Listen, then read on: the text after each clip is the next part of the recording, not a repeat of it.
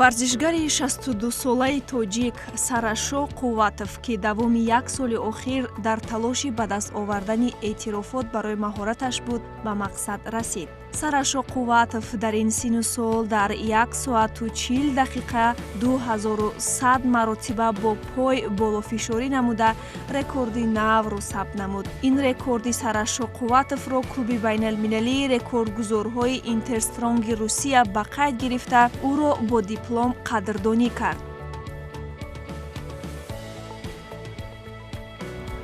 ба ҳамаи мушкилиҳои замона, ба ҳамаи ҷароҳатҳои бардоштагие ки ман бардошта будам, ба ҳамаи ҳамин қiyнигариҳо нигоҳ накарда, ҳисси ватандорӣ, номуси миллат ба ман муяссар шуд, ки як бори дигар ҳамин рекорда дар Федератсияи Россия гузорам. Аз тарафи президенти международни рекордсменов планети Шанкин Виктор Кузьмич баҳогузорӣ шуд ва ин ҳозир диплом дар дасти ман супорида. Сарашо Қувватов аз айёми ҷавонӣ ба варзиш машғул буд. Майдон ва толори варзишӣ ҷои вақтгузаронии доимии ӯ ба ҳисоб мерафт.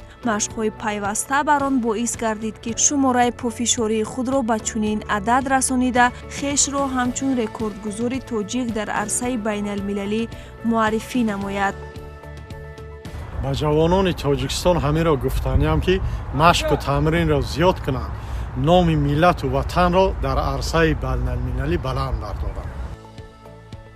ӯ дар Тоҷикистон зиёда аз 2000 пӯфишорӣ мекард, вале ба ногаҳ зимни тамрин ҷароҳат бардошт ва ин ҷароҳат муддате ӯро аз майдону толорҳои варзишӣ дур кард. Бо гузашти замон Сарашо Қувватов саломатии худро барқарор кард ва ба Федератсияи Россия рафта боз рекорди худро такрор намуд ва билохира дастоварди ӯ аз ҷониби Созмони байналмилалӣ эътироф шуд.